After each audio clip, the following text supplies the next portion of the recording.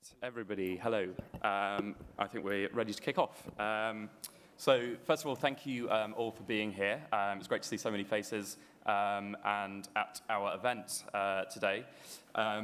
This is entitled Getting to Net Zero, How Can We Decarbonise in Time?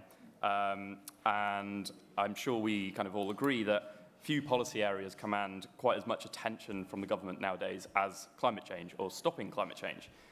We know that it's a core part of the Prime Minister's agenda for Britain, and already his government has made some extremely ambitious pledges to cut emissions from the economy and building on those from successive governments that went before. It's also, of course, a debate in which passions can run high, from those who want to see emissions stopped almost immediately to those who think a more measured approach is necessary. So exploring how the UK can realistically meet its climate ambitions with conservative market-based solutions has been a key focus for the Centre for Policy Studies over the last couple of years. And this panel event actually kicks off a major event series which we'll be hosting around net zero in the next few weeks about how we can get there realistically across the whole breadth of the economy. I should also say that this event and the whole series indeed was kindly sponsored by Aviva, so I'm looking forward to hearing from Frank, one of the Franks on our panel today, about what his company is doing to get Britain on a net zero footing. And then finally, in the other event series, we will be looking at sort of specific sectors of the economy and how to decarbonise them. But in this introductory session, I'd like to kind of take a bit of a broader view, kind of zoom out and discuss why net zero is so important, and examining different issues within that and considering some of the potential challenges, but also benefits that need to be navigated and hopefully secured. So on that note, I'll start by introducing our fantastic panellists. So on my immediate right, we have the Right Honourable Dame Andrea Leadsom MP, who was obviously formerly the Secretary of State at BEIS. She was also the former Environment Secretary and the Minister for Energy, so very well placed to talk us through all matters climate change. Next to her, we have Frank Carson. As I said before, he's at Aviva. I'm very interested to hear what he'll be doing and sort of his thoughts on kind of the private sector's role in this whole debate. Then to my left, we have Ben Houchen, the Tees Valley Mayor. And then to his left, we have our second Frank Luntz, who has been working with the CPS and has already had some excellent events with us at conference so far, and I hope you've been able to get to them. So on that note, we're going to hear some introductory speeches from each of our panelists. We'll then have a kind of an internal discussion amongst ourselves, and then we'll open it up to you guys, hopefully to submit some questions, and we've got some roving mics to do that. So we're going to start with Andrea, if you can take it away. Thank you.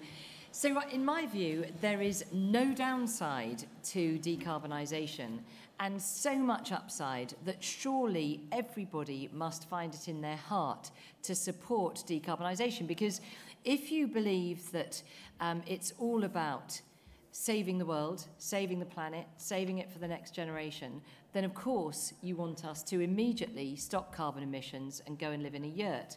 But even if you don't believe that that's the case, if you believe that we've got more time, or even if you're a total climate change denier, the fact of the matter is that there is a massive green industrial revolution underway.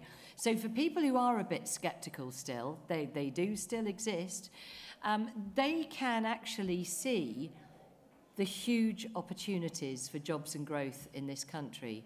So for me, we're in a win-win situation in the United Kingdom. Not only are we at the forefront of decarbonisation, decarbonising faster than any other country in the developed world, bar Sweden, and we're considerably bigger than they are, but also we are continuing to grow our economy and will continue to do so. So for me, coming from a background of financial services for 25 years, it seems to me that the green economy is going to be a far bigger jewel in our crown by 2030 than even financial services is today. And if you think about it, the advantage of the green economy, that can be apprenticeships in solar panels installation, in electric infrastructure installation. It can be retraining for people working in the northern English industrial clusters, like in Teesside. Where have you gone, Ben? For example, retraining in the oil and gas sector in Scotland and in the north of England, actually working on offshore wind farms. There are so many jobs and opportunities, and of course brilliant UK science actually looking at some extraordinary new advances in the green economy. So it's a win-win from a economic and future jobs and prosperity perspective.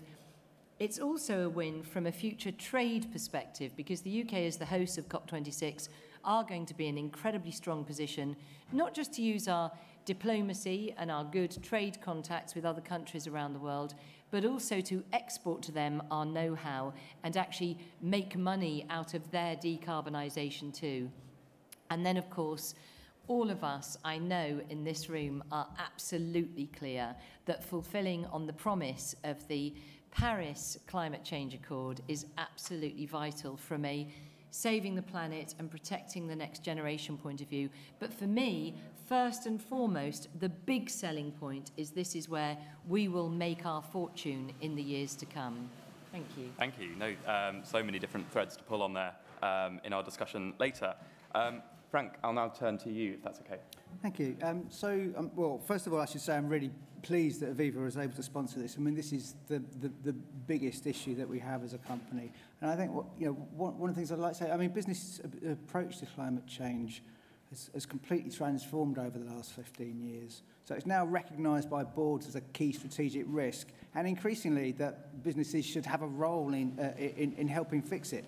And Aviva is a great example of that, so I'll give you a little bit on what we're doing. But so we've long urged ambition on tackling climate change, but earlier this year we announced a goal to reach net zero emissions by 2040, and that's the most demanding target of any major insurer in the world today. And just a little bit of what that means in practice. So that means net zero emissions from our investments by 2040, with a 60% cut by 2030. That means net zero emissions from our own operations and supply chain by 2030. It means stopping insuring or investing in companies that make more than 5% of their revenue from coal, unless they've signed up to science-based targets. And we also committed to pressing 30 oil and mining companies to set net zero goals or to risk divestment. And other firms are also taking action. It's not just us. But I would say I think that level of ambition would have been completely unthinkable 15 years ago. But now we see nearly half of FTSE 100 companies, and that's more than half by value, have signed up to net zero. Globally, more than 2,000 firms have joined the race to net zero. And the Glasgow Financial Alliance for Net Zero, of which we're proud to play a part, includes over 160 firms with more than $70 trillion in assets. So that's a really major move. But looking ahead, the role of business will become of even greater importance, I think. So we're likely to see dramatic and exciting changes over the next decade. And financial services in particular, I think, has a key role to play in accelerating the transition. And it's because the role of finance in investing, in underwriting, and lending to business in the real economy is absolutely critical. As providers of financial services, we can and should have a big influence on those businesses that we provide services to or hold large investments in. And as investors, particularly when managing long-term investments like pensions, we need to know that the firms that we're investing in over the longer term have a sustainable business model. We need to know that they're going to be around in 30 years' time to be paying the dividends that we're investing for. So and that's what's in our customers' best financial interest. But one thing I would say is the way we approach this challenge now is critical. So some firms, I think, are taking action to make their portfolios look greener, but not necessarily having a meaningful impact. For example, some firms are divesting from emerging market debt, when in fact emerging markets is just where we need to be putting our money. So not following this easy route may make portfolios look browner to begin with. But now really is the time when we need to be persuading brown businesses to develop plans for going green. And the last thing we want to do at the moment is to sell them off to investors who just want to make a quick buck, fill the boots now. So, this is really critical, I think. And getting the right impact over time means doing the hard work of engaging with firms we invest in. That means persuading or cajoling them to set targets, to develop and implement transition plans. It means working with like-minded investors to create the sort of shareholder pressure that gives the businesses the license that they need to go green rather than just focus on short-term profit. So it's that role of shareholders that is absolutely critical, and the role of institutional investors in creating that pressure. And I think if the whole of the financial services sector were to use their leverage in this way, the impact on the wider private sector will be massive. And we certainly need to see more businesses commit to net zero. You know, that one half of the FTSE is good, but that means half remains, and we've got the rest of the globe to worry about as well. So, but business obviously can't solve this alone. So, I mean, there's three things that I think just flag up for government action. First, I think net zero transition plans for business. So the proliferation of net zero commitments is very welcome, but on their own, they're not enough. So what we would like to see is financial institutions being required to develop transition plans. Like, it's good enough to have it's not quite enough to have a target. You need to know how you're going to get there.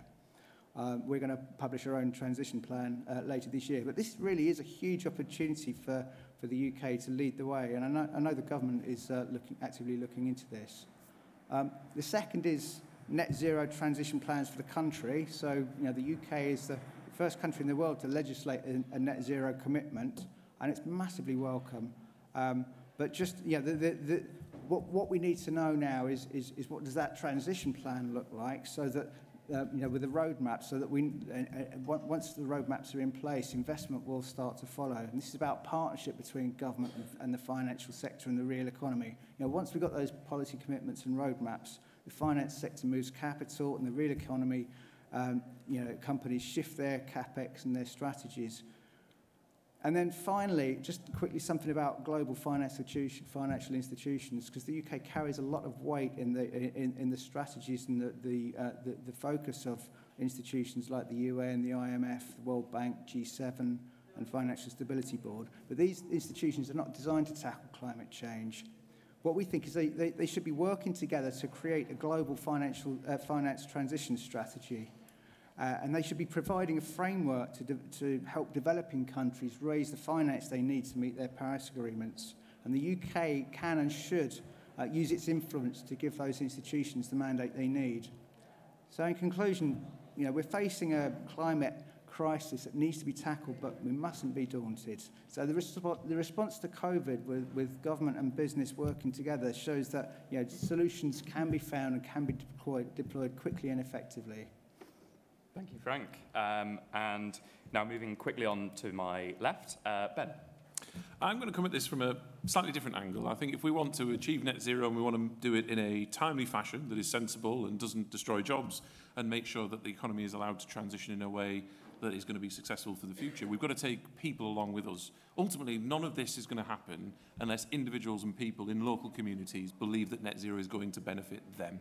That's what this ultimately comes down to. And so just to put that into context, I'm going to take you down memory lane, teach you a little bit of thing about Teesside history, and to give you a kind of contextual example as to how we're trying to take hearts and minds with us in the region. So Teesside was first created, actually Middlesbrough was first created in the 1820s. Many people in Middlesbrough won't be able to tell you this, but it was actually created by a German entrepreneur, a geologist who found iron ore under the Cleveland Hills, who set up iron making in Teesside. We did that for about 30 years. Steel making came along, and then Teesside became one of the world capitals for steel making. Dorman, for anybody that doesn't know, was one of the world leading steel makers. You can see steel in the Sydney Harbour Bridge, the Shard, and if you go into the cabinet war rooms, you'll see Dorman stamped in steel as you go and have a look around right next to the Treasury.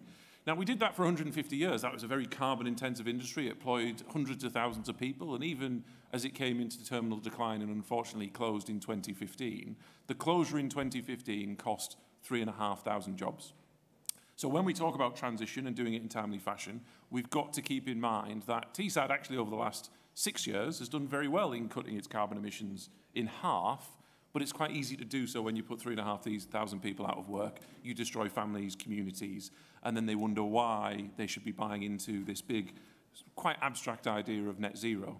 Now, what we've managed to do is explain in very basic terms. We don't necessarily on Teesside talk about going from 40% coal consumption down to 2% in the UK energy mix. What we talk about is the fact that investment, jobs, and pride of place can come back to your area. If you look at the Teesside example, we're hoping to land net zero Teesside, which will be the world's largest carbon capture and storage facility right on Teesside that will capture about 10 million tonnes of carbon out of the atmosphere, the equivalent of 3 million homes. But to the person in the street, it means 2,500 construction jobs.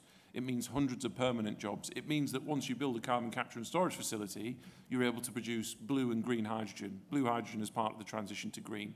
It gives business and the economy and the energy sector time to be able to move its business model over a reasonable period of time without putting up prices to the consumer, of which many people can't afford the hit on their energy bills. And it allows you to move into really inventive next generation technologies like offshore wind, excess wind that gets generated in the night when everybody's in bed, being used to create clean hydrogen from electrolysis that then can be used into heating our home. Now, if we're frank about that, that's a great story. That's going to create thousands of jobs in Teesside. And if anybody wants to come up to Teesside in 4 weeks, you'll see the steel going up and the spades in the ground for the new offshore wind blade factory for GE. 2,200 jobs. That's what net zero means to the people of Teesside.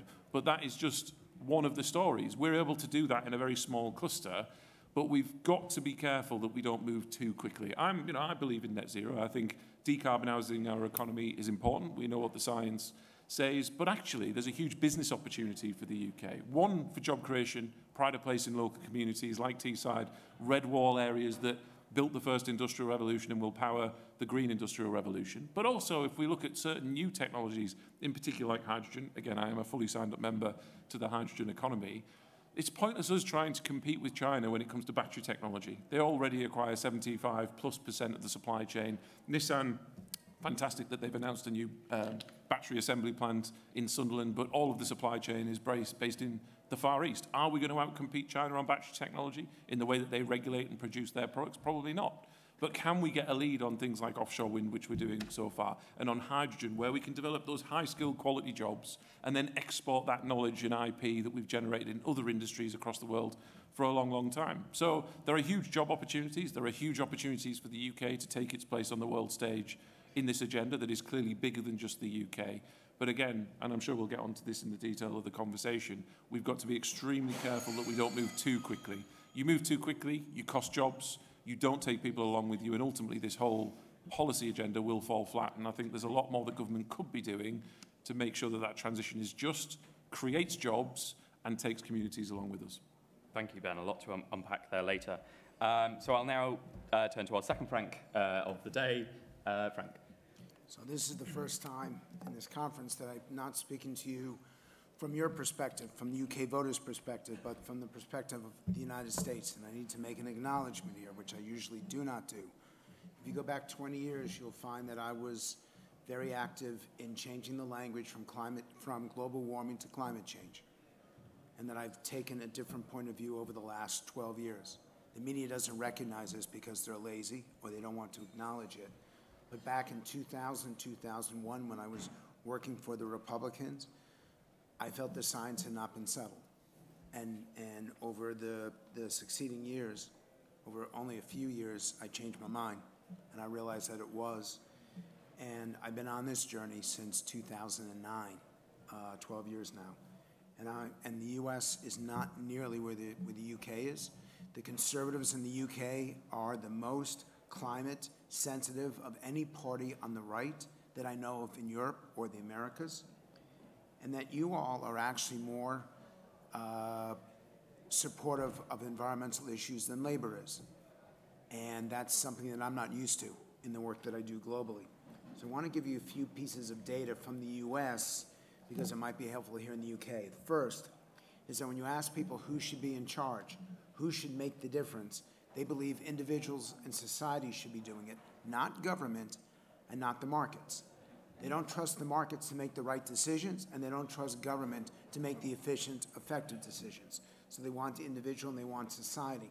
Now, this is important for messaging. When you ask people, if we don't address the challenges of the environment, which of these consequences scare you the most, the impact on society is dead last. The impact on the economy, which you spoke of, also not significant. The impact on nature, second highest. The impact on your children and future generations, by far the #1 choice. Please listen. It's not about the science. It's not about the jobs. It's not about the opportunity. It's about your kids and your grandchildren and human beings. Climate should not be this intellectual debate. It should be personal and individual and human. That's how you move people. Second, The highest priority, at least in the States right now, halting pollution. Pollution is a higher priority than climate. So how do we talk about that when the answer is it's not emissions, it's pollution? It's not climate emissions or carbon emissions. It's carbon pollution and climate pollution. You have to pay attention to the language, to the messaging, because in the end, you're only going to be successful if you build a coalition. This is going to cost money. This is not a free and easy change.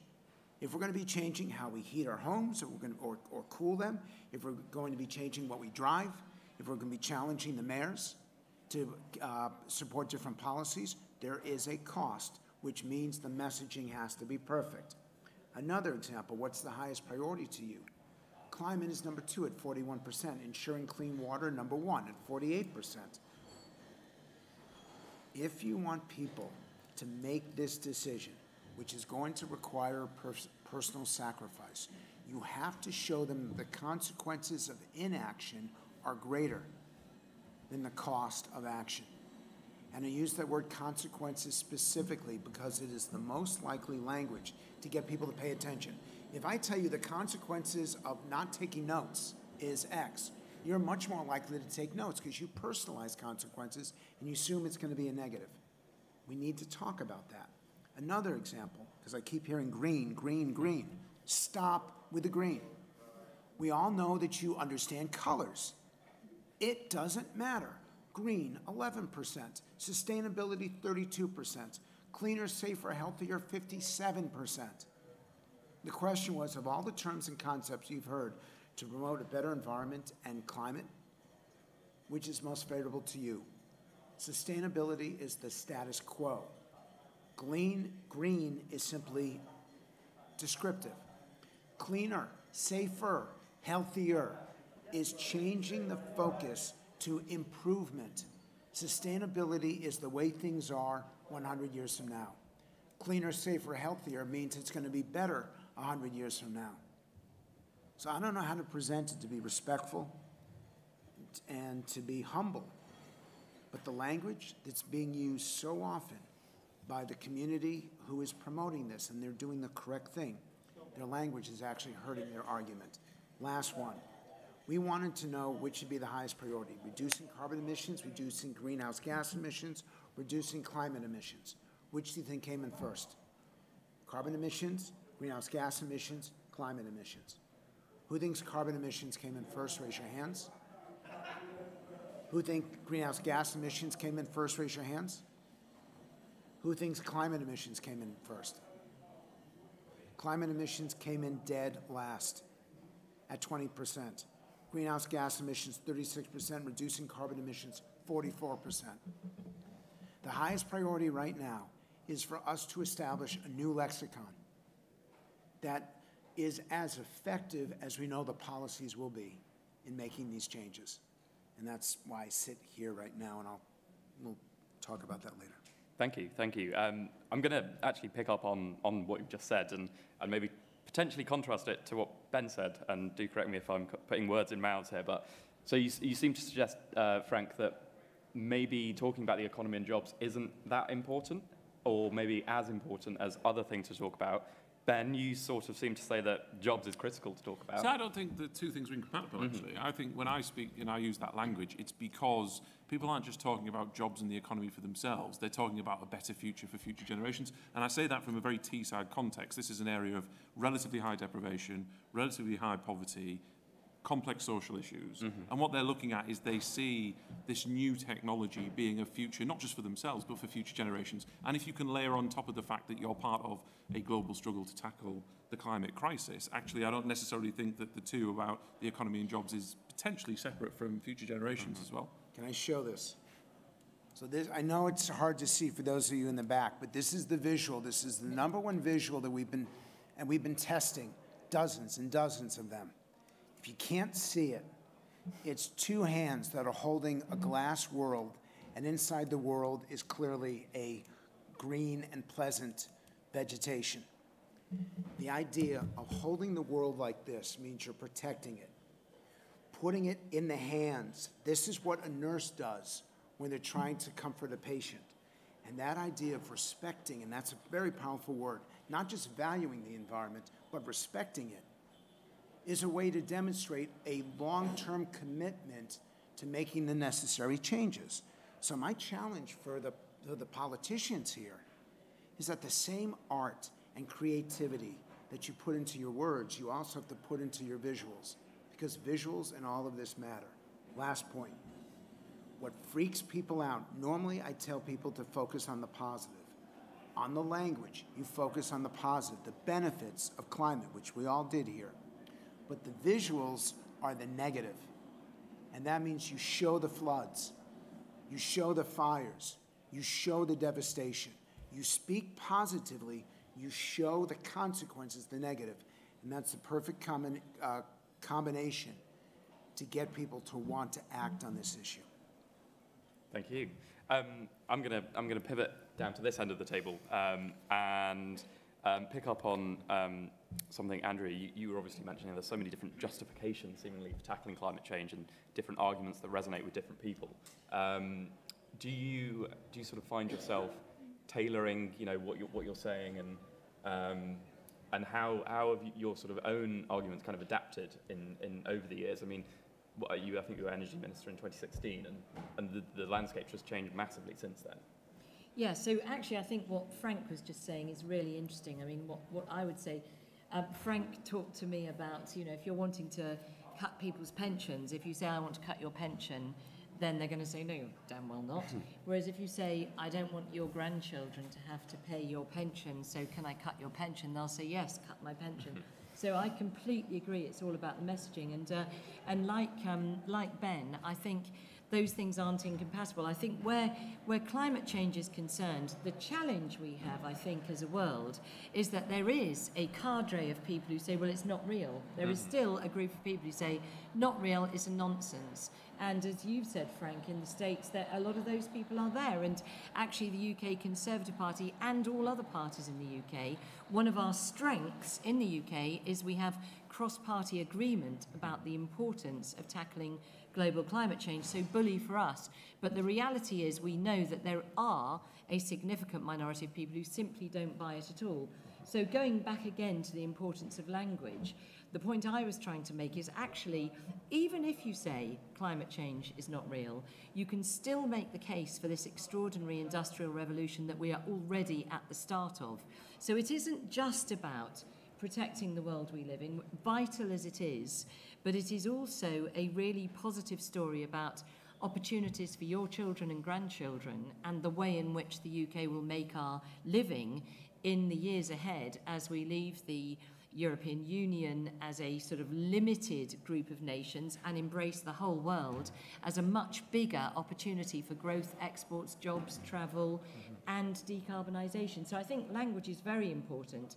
And so to your question, Eamon, yes, I do think there are different answers for different audiences, and you can actually justify decarbonisation either economically or on a philosophical point about climate change. And perhaps kind of moving from that fringe of people who are yet to kind of be persuaded by the science, there's obviously another group of people who would like us to be going radically faster in terms of emissions cuts, and possibly pulling on something you said, Frank, that one idea might be to kind of divest immediately from anything that's kind of bad or to that extent. And I think maybe if you can talk us through sort of your approach there, do you think a kind of a more measured, still ambitious, but sort of working with the grain of business and economic cycles and things like that is a more responsible way to go about it? No, absolutely. I mean, I think we're clearly going to need oil, mining, other polluting industry, steel for the next 30 years, and maybe with steel and mining further onwards. The issue is not about the short-term win. You can score some cheap points and you can create some green funds and some green bonds, but the big challenge is to shift the whole economy into something different. We've worked very closely with one or two oil companies to encourage and persuade them to develop a transition plan away from oil. And we now know that those oil companies have a clear plan over the next 20, 30 years. For us to have simply divested in those companies, the likelihood is that shares will be bought up by people who, by organisations that don't have that responsibility and that forward thinking. So you would get a wholesale shift of responsibility from the right people to the wrong people, if you like, which is absolutely the last thing we need to be doing at the moment. We've all got to be thinking much more longer term. And I know it's very tempting, to create a green fund and then sell that as a, but that is just the icing on the cake. And we really must focus on the mainstream, get the whole financial services sector focusing on that. We'll get the whole economy focusing on green. Andrew, did you want to jump in? Yeah, just really to say that it seems to me that a transition needs to be very clearly articulated. And I think one of the reasons why you do get some people are absolutely sort of blockading our motorways to say insulate UK right now. The reason for that is because either, whose fault is it? Either they're not listening or we're not communicating properly the extraordinary transformation that's already underway. But I do think there's more government can do. So just to give one example, as Energy Minister in 2015, I announced we were taking coal off the system altogether by 2025. And at the time, everyone was like, no, you can't, the lights will go out, the world will end, we'll all die, we'll never afford it. But here we are in 2021, barely using coal anymore. And the reality is that if government sets a very hard deadline, business finds a way. I have absolute confidence in business. We've just done likewise with zero emissions from the tailpipe in vehicles. And again, businesses, when we announced it, were like, no, this isn't going to happen. But now already they're looking at how to make it happen. So government can actually set that path. And I do believe it's also very important to have a roadmap, not just that deadline, but also incremental steps towards it. And that actually then, I think, gives people like some of those climate change activists the confidence to see that actually we're putting our money where our mouth is. So government sets the deadlines, businesses get on and deliver. Yes, absolutely. Changing tack a little slightly, Ben, you obviously represent a part of the country in the north, and I kind of just wanted to gauge your opinions on how sort of climate and green issues sort of filter in through that. I think there's a lot of kind of assumptions made that people in the north of the country don't want anything to do with this, and I'm sure you would kind of like to rebut that. Oh, no, fundamentally untrue. This idea, and we see it in lots of different policy narratives, that the North is somehow some strange, abstract place that nobody's ever been to. It's like north of the wall in Game of Thrones or something, and people have to explore it. People in the north of England are just like the people everywhere else. We all have the same belief system. So, it sounds quite, it's a novel argument to make, but it's fundamentally true. And we all want the same things. We want good things for our families. We want good things for our children. We want to have that pride in place. We want to feel like we don't have to move to the other end of the country to succeed. We want to build a life and career in the areas that we feel connected to. That's no different to anybody in Kent or Cornwall or Birmingham or anywhere in between. So it's fundamentally not an issue. What you have in places like the north, though, because of the industrial areas that we had, Teesside was home to the world's first modern chemical plant in 1947 that was ICI, and obviously is now still in existence, but multiple private ownerships. We've got the skills and the experience and the knowledge of how this technology works. The thing that I actually found really interesting is that regions across the country, in particular places like Teesside, but also Cheshire and Warrington and Grangemouth and the Humber, we've got the solutions to hand. I've been sat in bays for the last 3 or 4 years trying to convince certain civil servants and the chief scientific officer that we've got the solutions for them. It was only 3.5 years ago that they decided to set up a hydrogen team. And with the greatest respect to the committed civil servants that are there, they weren't experts in the area. They had no expertise in it. They'd come from a different part of the civil service. They then engaged on an 18-month fact-finding process where they were going to go around the country to understand hydrogen. And you know what, with 3 years on, they don't really understand much more, but we've still got the solution that they don't really want to listen to. And it's this idea that the answers don't always come from the centre. But to go back to the original question of how can we decarbonise in time, we've got to be careful that the whole system doesn't fall over if we try and go too quickly, which is the message that I try and get through. And some of that, I think, is also problematic because 4, 5, 6 years ago, a group in government decided that the future was electric. Everything was going to be turned to electric vehicles, the home, heat pumps in the home. you know, the disaster that is 3 times the cost, you know, if you have a heat pump compared to conventional heating. It also then drowns out the solution to climate change, because the government should be more agnostic on the technological solutions than it currently is, to allow things like hydrogen and other, you know, nuclear to be able to take a space. Because if you look back at what is current government policy based on the Committee of Climate Change findings that found a couple of years ago that by 2021 your average electric vehicle is going to cost £13,000, I mean, demonstrably, I don't think the average price of an electric vehicle is £13,000 today. So as the facts change, opinions should change, and we're not seeing that in government. And if they could do that, and we could see more fleet-of-foot policy making, actually, the overall cost of net zero that gets talked about a lot doesn't have to be as large as it currently is. There are more savvy ways in which government can deal with regulation to unleash the private sector, give the private sector certainty to be able to invest in certain technologies. That means, in theory, there are ways through to decarbonising heating in the home where you don't have to add anything to the consumer bill. And actually, the replacement of a boiler is equivalent to or lower than a conventional boiler today. But instead, you've got this very simplistic model that energy generation needs to be at a certain point. Therefore, that requires subsidy, or it needs a stick of, in effect, a carbon tax on certain carbon-emitting energy generations. I just think we're having the right conversation. The party's absolutely in the right place. It's leading on what it should be leading on. But the answers we're getting to are perverted by the means in which we're trying to get to the answers. And I would like us to concentrate more on that, because, you know, 2050 is not a long way away. And I think I sat here last year at a conference and said a similar thing, that if you want to change everybody's boiler, whether it's to heat pumps or a hydrogen boiler or whatever technology is going to be created to solve that problem, that's a boiler changed every minute of every hour of every day, 365 days a year to 2050. And that was last year when I came up with that fact, and I'm using it again today. And we're still in a place that government have kind of announced heat pumps, kind of want to do hydrogen, kind of not really sure what we want to do.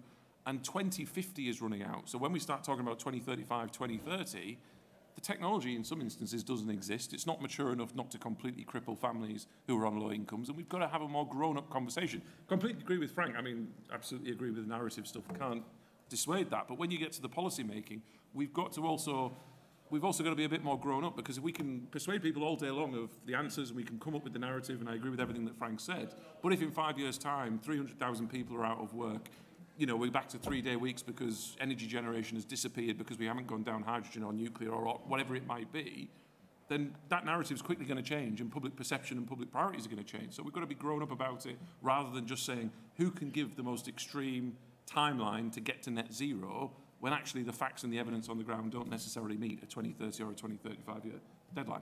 But I want to add to that, because there's that young climate change activist, Greta, what's her last name? Thunberg, yeah. She gets a lot of attention, a considerable amount of attention, and it's not necessarily good. Yeah. Because what we've been finding repeatedly is to actually get people on board, you don't focus on why we're going to die.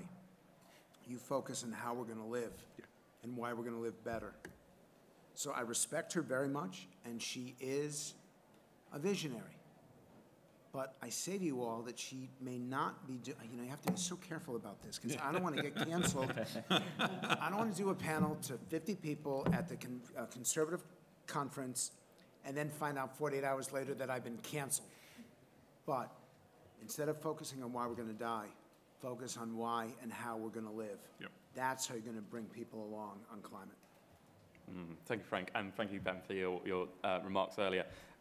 We have about 20 minutes, or 25 minutes left, maybe, so I'm keen to get some questions from the floor, because I imagine we'll have quite a few, as I can see a lot of hands going up. We've got some microphones, I think, at the back, so let's go in the front here, and those two gentlemen there. CPS repeatedly goes to people in the front of the room. So this is a message to you all who want to come and ask questions. Do not sit in the back of the room. I've now been through, I don't know, 3, 4, it seems like 20 panels. And if they ever get beyond 5 rows, it's remarkable. So I know there are people with their hands up back there. There are seats up here. You're going to have to move up, because they're all short-sighted, which is very different. You put them on the spot now, haven't you? That CPS itself is very long-term focused.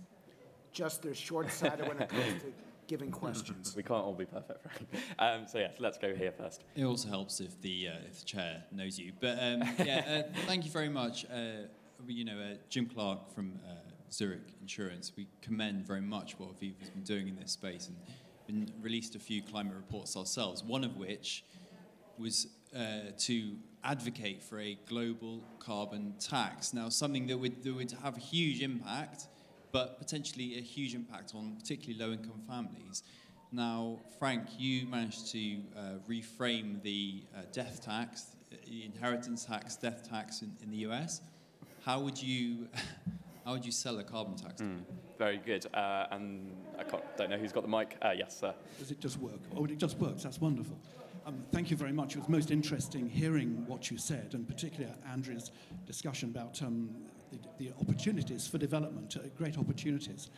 I was most concerned about Dr. Luntz and the evidence of surveys, because there are lies, damn lies, and there's survey results. People will not say what they think. They will say what they think the person asking the question wants to hear.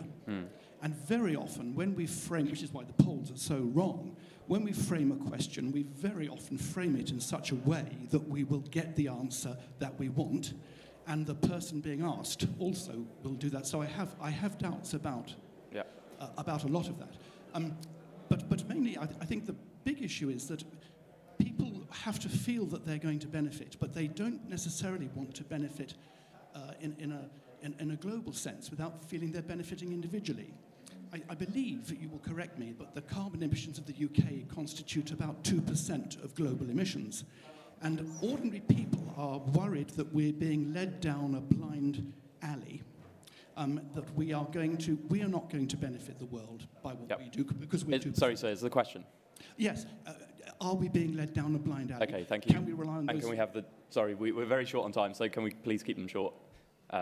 Jethro, this man here. Hi, yes, thanks. So my question's kind of aimed at Frank from Aviva. And you quite rightly mentioned about investing versus divesting, and when in the private sector, it's very easy to package up a green fund and sell it. How do you think we can encourage more big companies, FTSE 100 companies, to, instead of just optimizing the metrics effectively and saying, okay, we're no longer going to invest in X country, we're going to invest in Y country, or this financial product is bad, and effectively just doing it as a kind of, for the headlines rather than for really solving their supply chain climate issues. How can we persuade them to? Okay, so 3 very good questions, I think. So first, sort of global carbon tax. Do we need one? If we're going to have one, how can we kind of reframe it? Maybe can we look at some compensatory measures? Maybe the sincerity of climate attitudes, which I think, Frank, you should probably pick up on. And then that last one about encouraging sort of FTSE 100 companies to do better. So maybe starting at the top. Andrea, carbon tax, yes or no? Very difficult to achieve. We've not achieved a global digital business tax yet. It's a very long-term ambition and very hard to achieve. I think a border carbon tax is much more prospective reality, and I certainly think the UK is evaluating that right now. For my money, I would like, since the UK is half the world's deployed offshore wind, I would like us to be looking at the entire carbon footprint of the supply chain, because I actually do think there's a big win for the UK. So in the past, as a member of the EU, you couldn't look at the fact that the tower or the platform was built in Poland using energy from a coal-fired power station, blah, blah, blah, shipped here on a diesel ship, etc. Now we can actually look at the carbon footprint, and I think that sort of carbon border tax is more compelling to me. I'd be interested to know whether you think a global carbon tax is a reality, feasible. From a Swiss perspective? Yes. I think it's very different, isn't it? I mean, because different countries are at different stages in their industrial revolution. So how do you'd have to give them incentives. Just butting in, Andrew, would you like to see more sort of carbon taxation in the UK, sort of more of our decarbonisation policy kind of along those lines? We obviously have a carbon tax in electricity generation, and that's decarbonised hugely in the last 10 years. At huge cost. And this is the fundamental problem. I mean, what none of us want to see is people made significantly poorer in the short term by that. And therein lies the problem with carbon taxes. What I feel is that by setting out, as I say, the deadlines for businesses will find a way. So I would rather see incentives and potentially taxpayer grants and incentives to kickstart new activity rather than carbon taxes. So take, for example, heat pumps. You know, there's this whole sort of outcry, oh, well, if we scrap gas boilers, the world will end. That, to me, is reminiscent of if you switch off coal, the world will end. In my view, give a deadline and then leave businesses to figure a way, and they will. So I think, I'm not sure you actually need a global carbon tax, and I also wouldn't like to see taxes that were going to make people immediately much poorer. I think then you do run the risk of turning people off. Yeah, I do think it's clearly a thorny issue. Yeah. Perhaps moving on to the question kind of around about the sincerity of climate attitudes. Frank, what do you think? I mean, economists will talk about revealed and stated preferences. Do you think that the interest and concern is genuine? So I get your point. And I saw the polling here on Brexit was wrong. The polling on Trump in 2016 was wrong. But I also note that one of my favorite songs of all time is Simon & Garfunkel's The Boxer. And there's a line in that song, a man hears what he wants to hear and disregards the rest. I'm convinced that if it agreed with your point of view, you would believe it. If it doesn't match your point of view, it can't be right. So there's nothing I can do to convince you on polling. If it backs you up, it's great. If it doesn't, it's got to be wrong. To the point on carbon taxes, we support incentives for good more than we support punishing the bad when it's individual. And we support punishing the bad more than incentives for the good when it comes to business. So an individual should be benefited if they behave properly, and a business should be punished if they behave badly. And that's one of the, I don't know, caveats or one of the ironic findings of the research. But in the end, the public believes that if we do nothing at all, China benefits. So you're right. Nobody wants Britain to go first and go alone. In America, no one wants America to go first and go alone. But they believe that if China isn't somehow constrained by climate, then they win. And so the goal is to get every country to do their fair share. And just as they do the same thing in your country and mine, which is wealthy people should pay their fair share, the same thing with climate. Those that are contributing to it should be responsible for fixing it. If China's involved in this, they support Britain and America being involved. If China isn't involved in this, then they don't support it at all. Excellent, thank you, Frank. And then I think that's the last question about, what can we do to encourage FTSE companies to do better, basically. Frank, I'm gonna look at you on that one. Well, it's just making me laugh because I mean, there's a big issue about how difficult it is to change ingrained habits, and I've written down here, "Don't say green," because of listening to you, Frank, and of course I did. I can't anyway, so I apologise. But anyway, changing habits is hard. I mean, I think we have the key, at least some of the key mechanisms in place now. So the climate-related disclosures for all publicly listed companies that have been mandated by the government, and I believe the UK government was the first to do that, I think are a critical factor here. So every company is now going to highlight the climate-related risks to their balance sheet. So I think that's one half of the jigsaw, but the other half is a much more sort of active investor base that we really need to see anyway. I mean, the area I work in, which is sort of pensions and savings, we have a big issue with people being fairly inert, but we know that young people in particular are very interested in the way that they can use their pension to impact on climate change. I mean, the big win for us as a pension company is to get people to invest with us, because we're on the basis that we can demonstrate how we're voting, what our voting record is like in board meetings, so that we can give some narrative as to how we're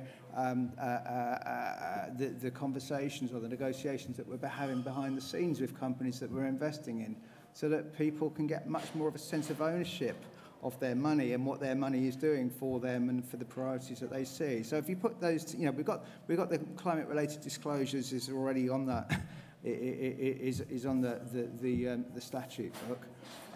I think probably getting individuals much more engaged with their savings is a longer piece of work, and it needs tech changes, and it'll need a lot more commitment around active engagement and how you communicate that to people. But we're definitely sort of facing in the right way, I think.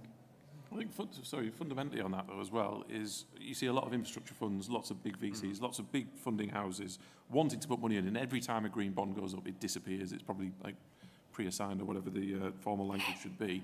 There is some element of greenwashing going on. When you speak to some of the big guys and they package something up as green when it's really not green, but it ticks a CSR box. So we've got to be careful in the financial industry for that.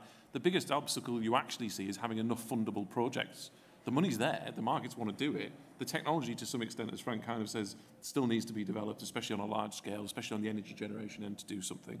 And then, if I'm just going to jump in, sorry, I'm just taking over. Go. But on the carbon tax is a stupid idea. I mean, realistically, it's not going to happen anytime soon anyway, because of all of the politics that we've just talked about. So we should be looking at how do we encourage businesses, doesn't necessarily have to be through subsidy, to try and engage with new green technologies, because you also get into a realm where you talk about things like green fertilizer, green cements, etc., that they can charge a premium for, not just domestically but internationally as well. So there's a huge upside. And I also think subsidy, again, I think it's too basic a way of thinking that you either tax something or you subsidise it. And I will just touch on the heat pump point because it just irritates the hell out of me. Hydrogen should be pumped into every single home in this country. The current gas network can take 100% hydrogen. The science is there, the work's being done. You can pump 100% hydrogen tomorrow into the gas network. You can actually, you've already, the government accepts you can do it to 30%. If you had enough energy production, the government could be setting a switchover date 2040, 2045, whatever you want the date to be that gives enough time for the markets to have certainty, right? You're doing a gas switchover in 2040, that's great, that's certainty for the private sector markets. We can then invest in the technology and innovation to drive down through blue hydrogen into green hydrogen at the scale that we require to pump millions of tons into everybody's home. You've got an existing infrastructure. A Bosch hydrogen boiler today is only £100 more expensive than a conventional boiler. So if you've got a switch over in 2040, your hydrogen boiler is arguably going to be the same cost, if not lower than a conventional boiler. And all of the evidence, all of the economics suggests that if you can generate that amount of hydrogen with a switchover, it shouldn't cost the consumer anything in a price differential out to 2040 when the switchover happens. So I know it's maybe an overly optimistic view to take, but when you talk it's going to cost billions of pounds or it's going to cost 3 times the amount to the consumer for a heat pump, you can have huge private sector investment, job creation, protect the environment, and no cost to the consumer with sensible regulation. The fundamental problem with this is the civil service do not accept that you can use the current gas network to pump hydrogen through it. And until you get sensible policy making with engineers and skilled people who understand the technology, the civil service will lead to perverse evidence that's put in front of a minister. I mean, I had this conversation with Kwasi, and we were aggressively agreeing with each other up to a point where we realised we weren't quite having a meeting of minds, and it was because his advice is you cannot use the current gas network to pump hydrogen into it. And he actually said, if you can solve that, which is already solved, by the way, he said, well, we haven't got a problem. And there's little things like that that just frustrate me, that we're on this journey, but it always gets reduced down to taxes or subsidy, taxes or subsidy. Actually, we need better government. We need more innovative government to create the regulation, to unleash the private sector that wants to answer these questions because they see great economic opportunities for them as well. No, I think I do sort of see what you're saying about the single-mindedness. And can I just take Ben to task slightly there, because he's choosing his technologies, having just told us that we have to be technology agnostic. Yeah, well. I would absolutely agree with you up to the point of saying no more gas-fired boilers by 2040, but not that you just definitely pump hydrogen into the gas network. That isn't necessarily the answer. It could be the answer, and actually, my understanding is it isn't quite as straightforward as pumping hydrogen into the gas network anyway. But can I just possibly say something about this FTSE switchover? Because as business secretary myself, I was looking at the whole issue of corporate governance, audit, and also companies listing. And there is a real fundamental problem with sort of green audits, because government can only require those for quoted companies. And actually what we've been seeing in recent years is all of the onus on quoted companies is incentivising businesses to not become listed or to take themselves private again. And so there are some really fundamental issues which actually go right to the heart also of listing of companies, where actually if you're a private quoted company, you can then take your company into liquidation very easily and start up in another name, thereby potentially committing great sins. So we do have a problem with a them and us, a kind of a green is good and overly regulated, and therefore you're incentivizing bad behaviour to be under the radar. So I do think that is quite a challenge in that green transition and in lots of other areas around, you know, diversity and other sort of CSR type issues. It's extremely interesting. I think we should have time to do another sweep of questions, so let's go for some at the back. The woman in sort of the red jacket there. And your hand up, Carl, that woman there, yep. My name's Sarah Winterton. I basically represent an organisation that supports cleaner, safer, healthier and warmer and more comfortable homes. I hope I'm getting the lingo right now. No, we don't. I will continue. Basically, our homes contribute 23% of carbon pollution, and 60% of those, we have 29 million homes, by the way, and 60% of those homes are owner-occupiers. People own their homes, and obviously this is a party of home ownership. But there's absolutely no support whatsoever to helping, educating, and engaging those people who own their own homes to make those changes. We have the solutions, we keep presenting them to government, but it seems to fall on deaf ears. I would like to ask the panel what they actually propose so we can all change our homes to be less polluting. Thank you, and woman in front. As a homeowner, I think that was a great question, by the way. Anna Wallace from Hanbury Strategy. I'm interested in perhaps the politicians and Frank Luntz's view on if and how the cost of living debate that is sort of ensuing and growing might impact the net zero agenda, and in particular some of those targets and roadmaps that have already been set out. Yeah, maybe starting with that question. Any thoughts from the panel? I'll let anyone jump in if they want. I mean, just to kick off, I think, you know, I've said I think we need hard deadlines. We need potentially a roadmap. So if you take a zero emission mandate in California, so you've got zero emission vehicles by, in the UK, 2030. And if you set out a mandate that says every year you as any old car manufacturer, you need to increase the percentage of the vehicles that you're selling in the UK that have zero emissions from the tailpipe year on year. And if you can't do that, then you need to buy carbon credits from somebody who can. So Tesla's making around a quarter of their annual profits from selling carbon credits to car manufacturers. If you do something like that on cars in the UK, but also on things like home heating, that is how you'll do it, because you're giving a hard deadline to business, so that's very clear. We can't sell any more gas-fired boilers from whenever it is. And at the same time, you set out a roadmap so that the percentage of non-gas-fired boilers has to increase by X% every year. Then you are creating that incentive. Your point was, how do you make homeowners motivated to do it?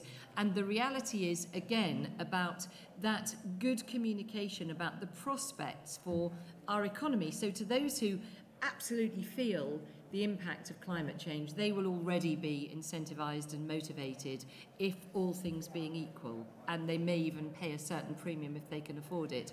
But for other people, that green growth and jobs is going to be the story, jobs for them and for their children and grandchildren. So I do think that there are ways to win hearts and minds, but ultimately this is about what's on the market. I mean, I don't know about you, but I can't get too excited about a gas-fired boiler or a hydrogen boiler or even a heat pump.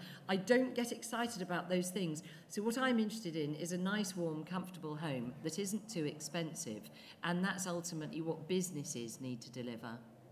I think that's a fantastic point, Andrew. You're absolutely right. People fundamentally, on a day-to-day basis, don't care about the technology. They don't care about what they want to be able to turn the lights on, turn the cooker on, feed the kids, go about their daily lives.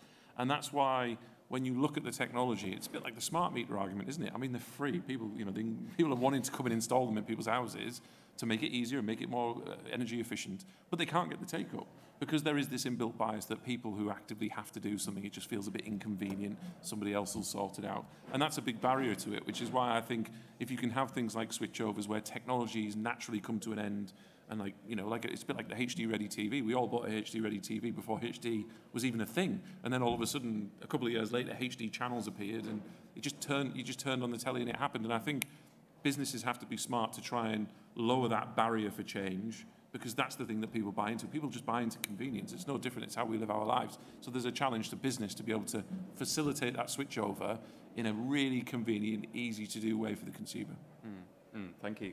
I'm terribly sorry, but we have to wrap it up now. In fact, we've probably even gone over. I could have spoken for another hour easily about all this, and I still think there's so much that we didn't even manage to touch on.